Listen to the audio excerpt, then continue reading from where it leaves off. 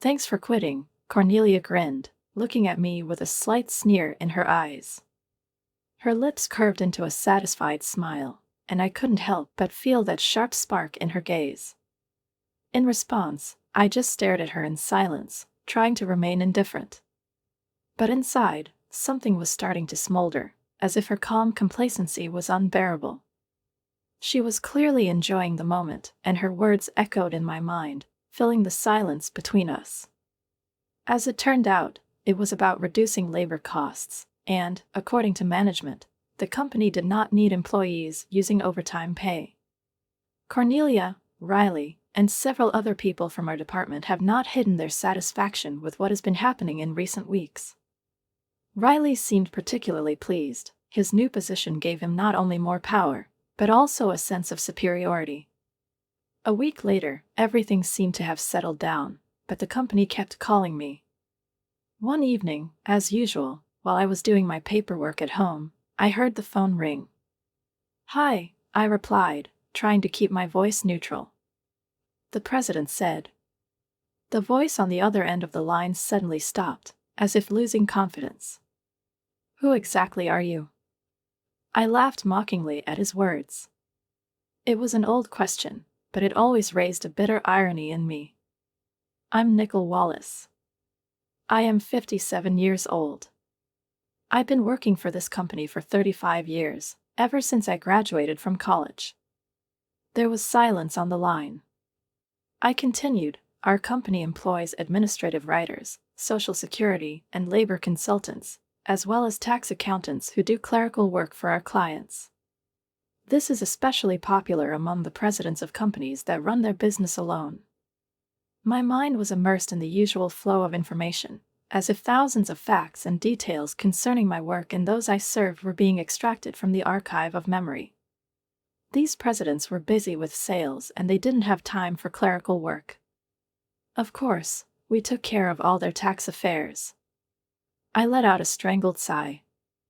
"I work in the tax department," I repeated, as if that wasn't enough. "I qualified as an accountant back in my school years. That's why I joined this company. But now everything has changed." 5 months ago, Riley, my former colleague, suddenly turned into my supervisor. His tone became arrogant, even condescending. Riley is 6 years younger than me, and his promotion has changed everything. He did not hide his new attitude, always finding a moment for sarcasm or complaints. "Nickel, what are you doing? Do your nerves relax during working hours?" He spoke with false politeness. I silently endured his antics, looking at documents on tax-saving strategies for our clients. When I answered, Riley remained calm, as if he knew something I didn't. "Just look at it in the manual. Don't do anything unnecessary, and if you have to work overtime, don't expect to get paid for it," he said one day, casually looking at me across the table. Unable to answer, I heard Cornelia's assistant say to Riley, "You should work more efficiently, you'll never finish at this rate. That's why you're still a regular employee." Cornelia laughed mockingly, as if these words contained the truth, which I could not, and did not want to accept. I was the first to be offered a promotion to head of the department, but I refused. Becoming the head meant more time to manage and less time to interact with clients, what I valued the most. It was an internal offer, and that's why neither Riley nor Cornelia were able to take advantage of this chance.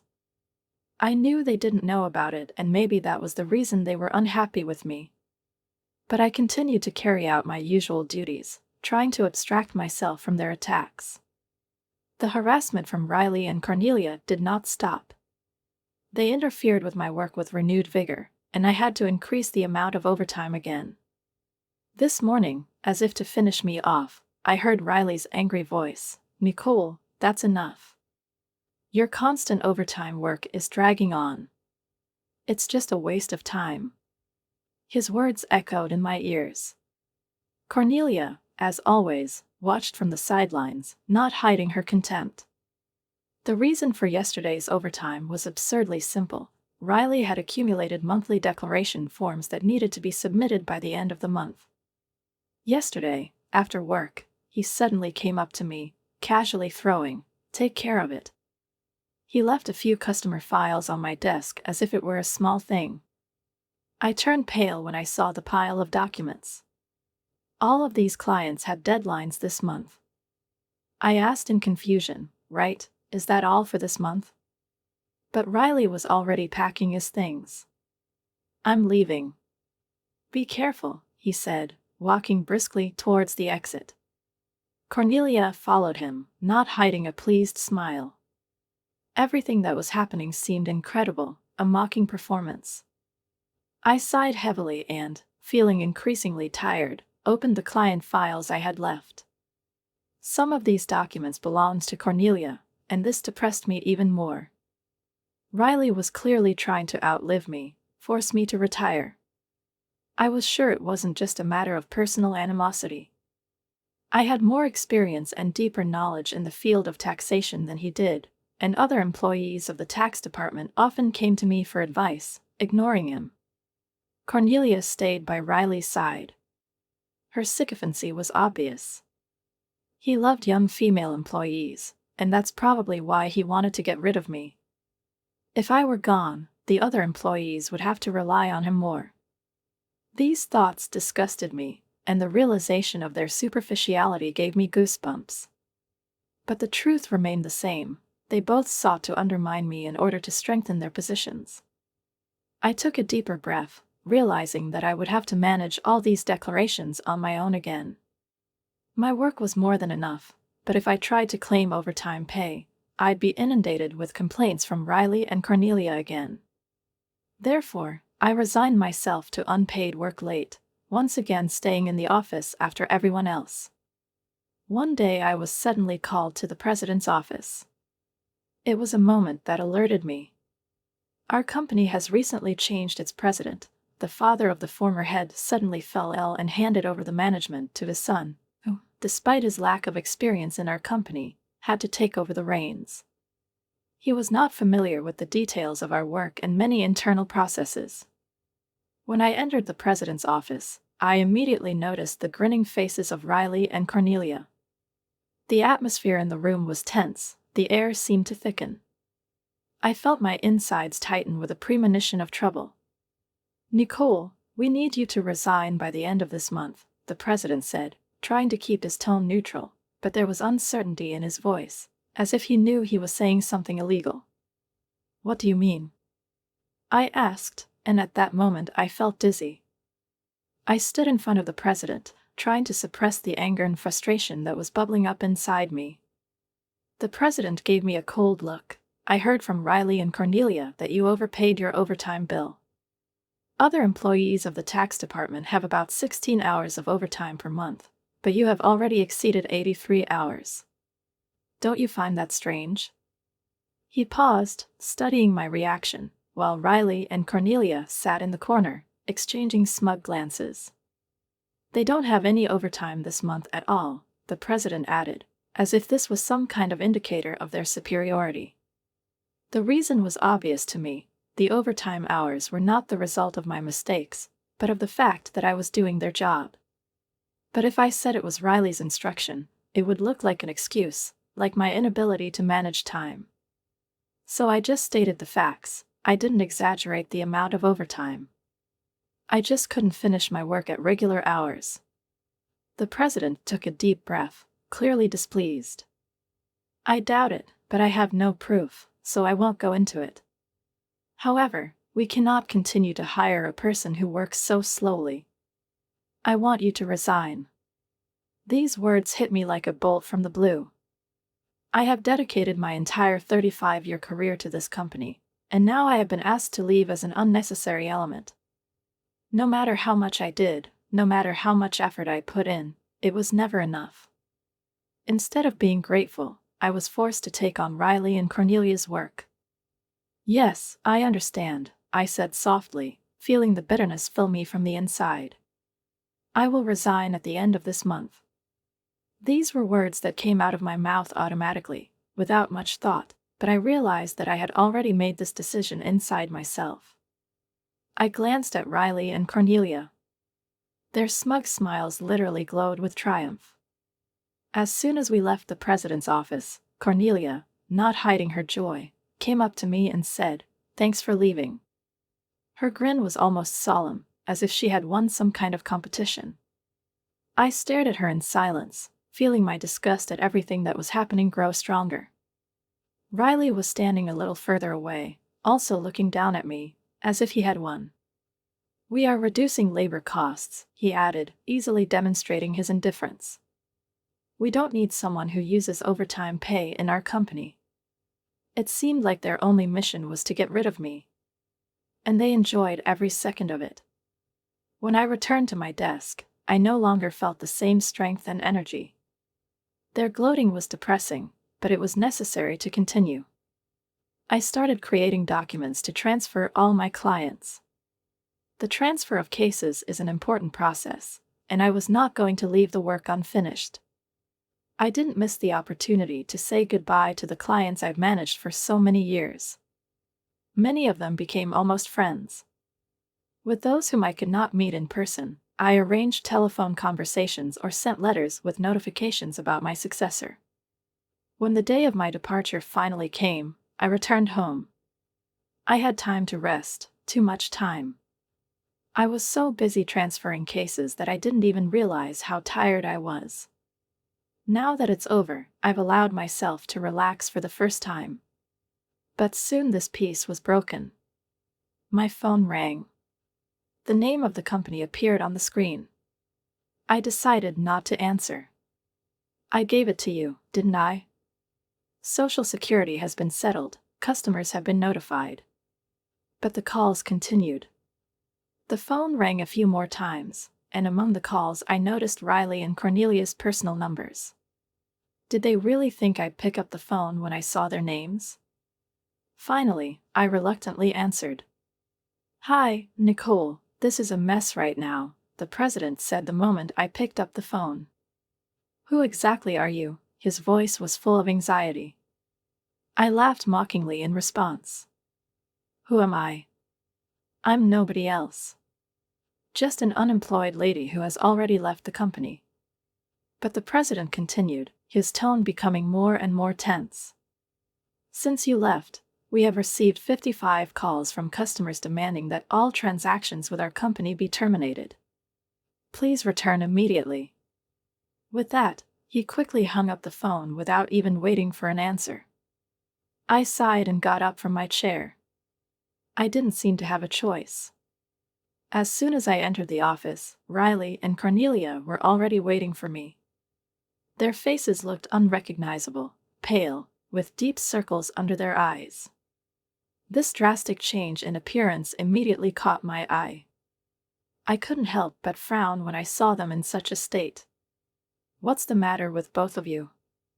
I asked in surprise, unable to hide my bewilderment. Riley stared at me intently, as if searching for an answer to a question that had been tormenting him for the past few days. "Since you left, we've been getting calls one after another." His voice was full of veiled accusation. "Companies demand to stop transactions not only from your customers, but also from potential customers with whom we plan to conclude transactions." "What did you do?" Cornelia was standing next to him, her face worried, but her gaze intense, almost suspicious.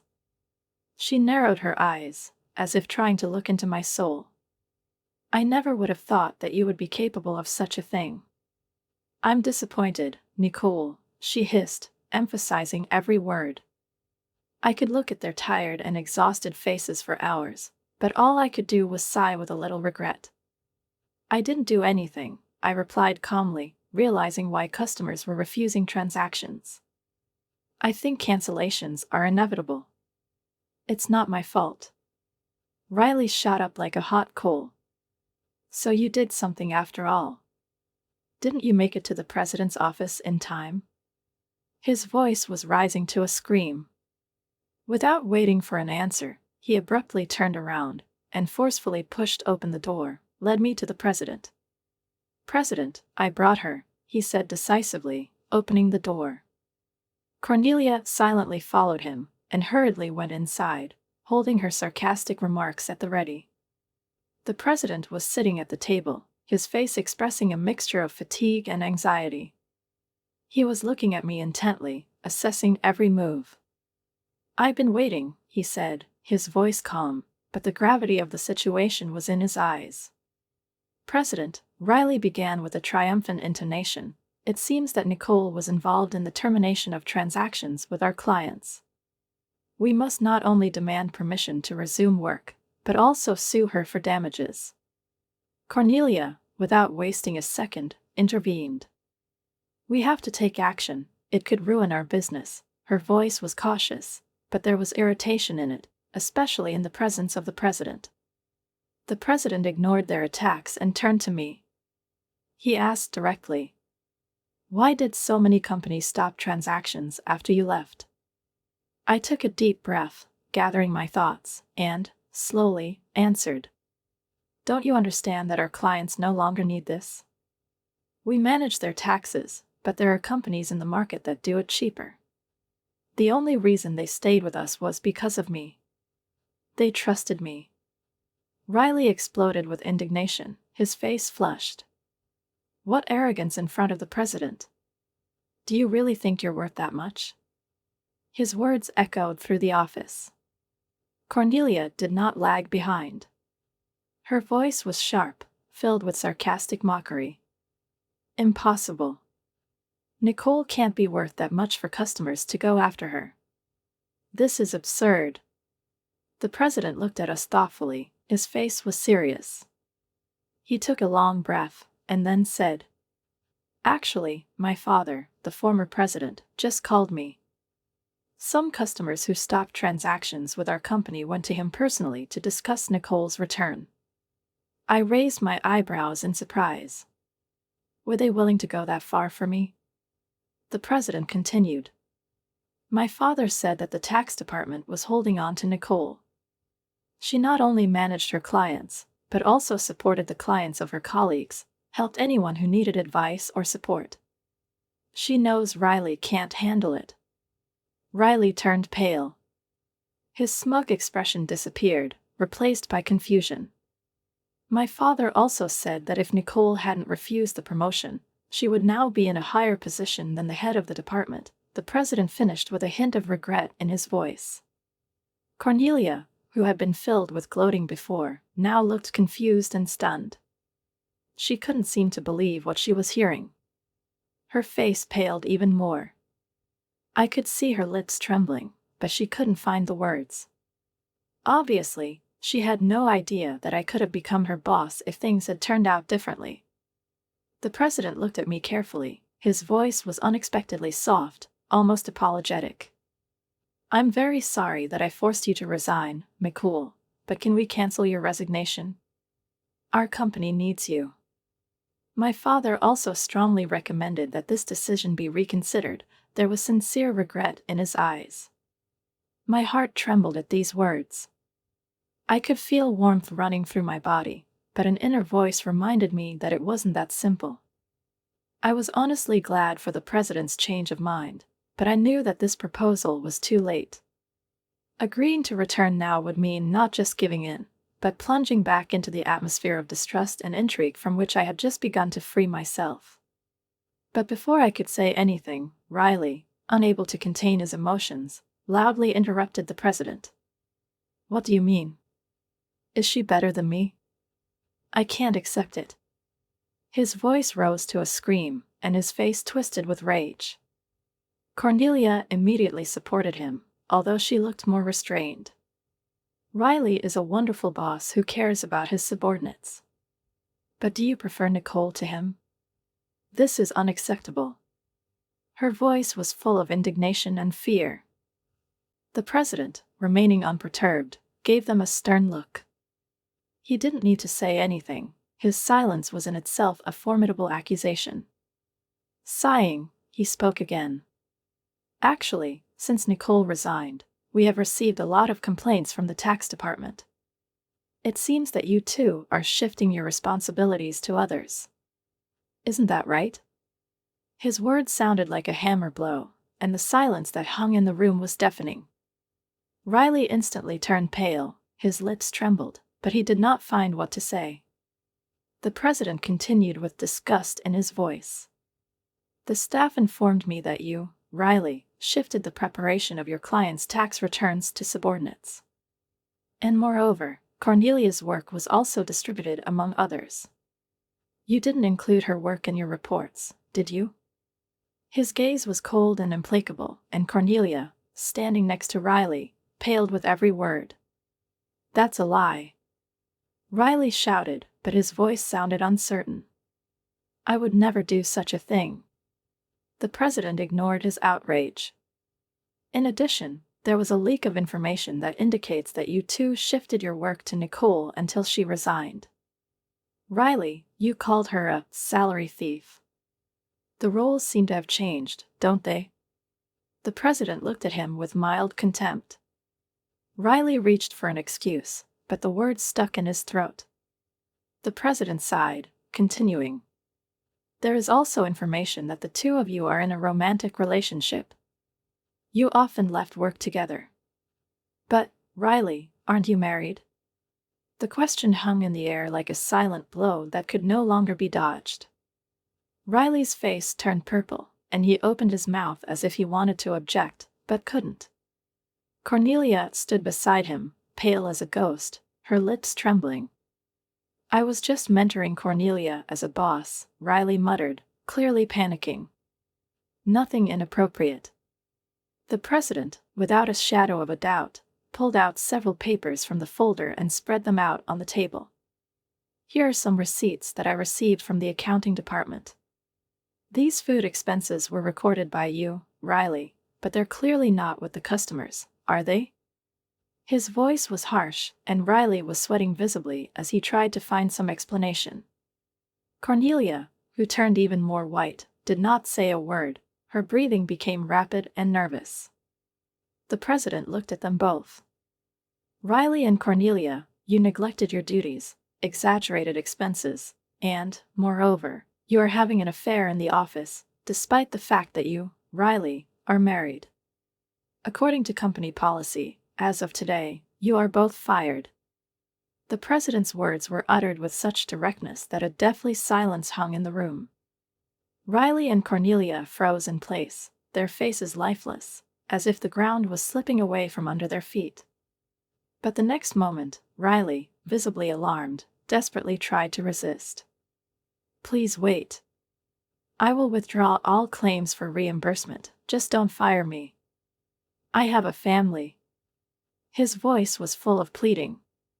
Cornelia, barely holding back tears, begged. Please don't fire me. I'll apologize to Nicole and everyone else for dumping my job on them. I looked at them, feeling a strange sense of detachment. These people, who had recently been assured of their immunity, were now on the verge of despair. I knew that resistance was useless, and I decided to intervene. Riley, Cornelia, why don't you just stop resisting? It's unworthy, I said calmly. Riley looked at me with hatred, his voice trembling with rage. Shut up. What can you possibly understand? A lonely, useless woman. His words were venomous, but I didn't give in. You fired me, Riley. What is happening now is just karma. Maybe you should take responsibility for your actions and think about what you've done. Riley looked even more upset, his face flushed and his hands clenched into fists. Cornelia bit her lip, clearly realizing that resistance was futile. The president chuckled slightly and said, And I also didn't tell you all the details of your misconduct. Do you want me to continue? His smile was icy, and there was an uneasy silence in the air.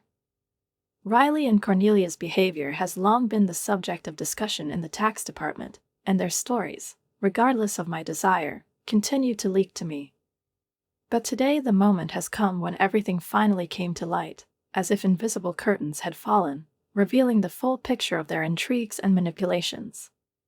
Please don't spend a penny, Cornelia cried desperately, her voice trembling. Stop, I'm begging you. Riley, white with horror, tried to support her. We were friends, Nicole. His voice sounded plaintive, as if they were trying to grab at the last straw so as not to drown in an ocean of their own mistakes. But I saw that they were in a whirlpool that they had created themselves, and now they had no other way out. I looked at them with sympathy, but it was a feeling overshadowed by justice. "I'm giving you an ultimatum," I said firmly, realizing that these words might be the last they would hear from me in such an official tone. "In the end, all your misdeeds were revealed. You better face reality before my words get any worse." Cornelia and Riley, realizing the gravity of the moment, as if on command, fell to their knees in front of the president.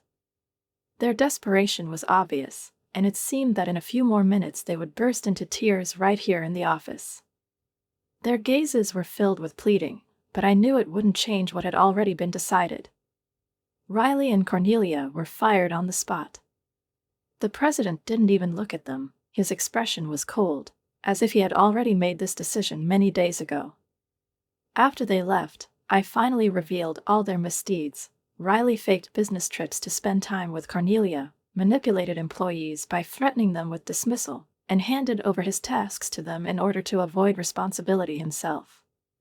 Cornelia supported him in these actions, intimidated people, and used her position to delay the deadlines for important projects. They intimidated the staff, I continued, as the president listened to me with fury in his eyes. Those who were not satisfied with them left on their own. The staff repeatedly told me about this, but I was too busy with my tasks to delve deeper. But now that they'd been laid off, many of those who left the company are working elsewhere and can finally breathe easy. The president was beside himself with anger. "Not only will I cut their salaries, but I will also launch an investigation into overcharging." His voice sounded harsh. Riley begged him with tears in his eyes. "Please don't cut my salary. What will I do? How do I tell my family about this?" His face was distorted with fear. Now that Riley's wife found out about his affair with Cornelia, their marriage has fallen apart. The divorce and subsequent compensation claims were a heavy blow to him. This knowledge reached me through the most unexpected channels. Riley, realizing that he had no one else to turn to, contacted me one day. "Nicole, please, can you talk to the president and convince him to reconsider our dismissal? Cornelia and I are in a very serious situation. We can't find jobs, the tax industry is too tight, and rumors spread fast. No one wants to hire us." Their desperation was palpable, like a fog enveloping every word I heard on the phone. Riley and Cornelia were trying to survive by working on construction sites, a hard physical job that they clearly weren't ready for after years of office life. They said they were used to the comfort of offices and upholstered chairs, and now their hands were covered with calluses, and their bodies ached from fatigue.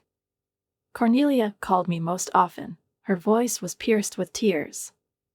"Nicole, please help me. I just wanted a promotion. I wanted a better life. I never liked Riley, and this situation has become unbearable."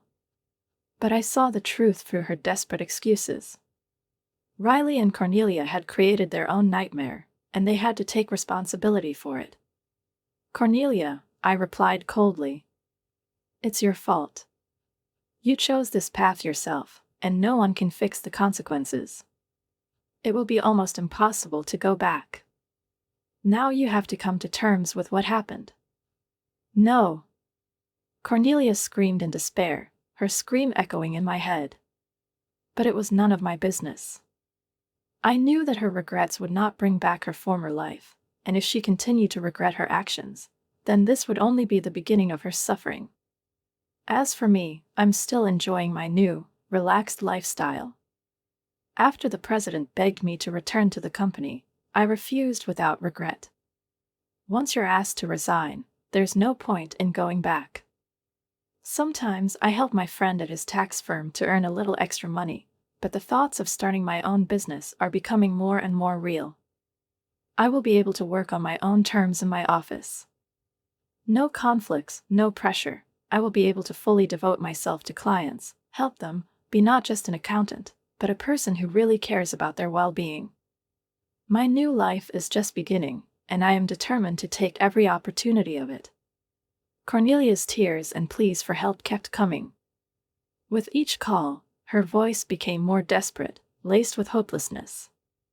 "Nickel, please help me," she sobbed, her voice breaking as if the very life was leaving her body. I just wanted a better life. But her words didn't move me. All those memories of endless stress, of harassment, of the insidious intrigues that she and Riley wove against me were still too fresh in my memory. Each of her plaintive sighs only reinforced the sense of justice that had been dormant inside me for a long time, but now awakened with renewed vigor. "Cornelia, you made your own bed," I told her with a cold confidence that this time did not allow the slightest doubt. "Now you have to lie in it. You can't expect sympathy when you haven't shown it to others yourself." Her sobs grew louder. "But it's so hard," she screamed, as if that scream could make a difference. I answered her with unwavering determination, realizing that she had never really realized the consequences of her actions. "I never thought it would turn out this way." Her voice became almost a whisper, full of bitterness and awareness of her own stupidity. "Any action has consequences, Cornelia," I continued, feeling my words penetrate her consciousness, but not awaken in her the strength that I once lost because of her and Riley. "It's your and Riley's fault. It is no longer possible to take back what was done. Now you both have to face the consequences." Her every cry was an echo of her own decisions, and this harsh lesson was something she needed to learn. I could no longer afford to be gentle or condescending to those who had once hurt me. As for me, I have found peace in my new life. My friend's help with the tax office became for me not only a source of stable income, but also something more. It was a reward for years of effort, for perseverance in the face of betrayal. I enjoyed this job, where there was no place for the toxic atmosphere that Riley and Cornelia created. Every day spent away from those intrigues was a relief. My mind was free, and my soul found harmony again. The president of the company where I used to work began to contact me more and more often with requests to return. "Please, Nicole, come back," he said to me on the phone, his voice sounding with a note of despair. "We need you." But I was adamant. I answered the same thing every time. "I'm sorry, but I can't go back. I appreciate your offer, but I've moved on." And it was true. Opening my own office became an increasingly clear goal for me. The dream that I would be able to work in my own space, setting my own rules, was becoming a reality. Now no one will be able to treat me unfairly or impose their own rules. I will manage my own life, my work, my business. I will build an atmosphere where professionalism and respect will be appreciated. Every day this new chapter of my life became more meaningful and filled with prospects. I saw new horizons in front of me. I could delve into my work, devote myself completely to clients, and build relationships with them based on trust and mutual respect. In this new stage, I was no longer dependent on the whims of others. I created my own destiny. Finally, I could breathe deeply. The memories of the past no longer weighed on me. I slept peacefully at night, knowing that tomorrow would be the way I would create it. I felt lighter, free from the chains that once bound me. All these intrigues, betrayals, and disappointments now seemed far away, like a hazy dream. My second life was just beginning, and I looked to the future with a determination and clarity that I didn't have before. I saw endless possibilities in front of me, new challenges, new projects that would require my energy and abilities. My experience, even one that was full of pain, was a valuable lesson. He made me stronger and prepared me for what lies ahead. Now that I was building my business, I couldn't forget my customers. They were the foundation on which I was going to build my new enterprise. Their trust in me, their faith in my abilities, all this has become a source of inspiration for me. I knew that by working for them, I could succeed. My path was not easy, but it led me to where I needed to be. Now I was ready to turn the page and start a new chapter of my life, filled with renewed energy and a clear vision of the future. The experience I have gained has taught me that honesty and respect are the foundation of any successful business. The story of Riley and Cornelia was a lesson for me and a reminder of how important it is to adhere to these principles. My second life was not just a continuation of the old one, but a completely new beginning, full of prospects and opportunities. And I was ready to accept whatever she brought.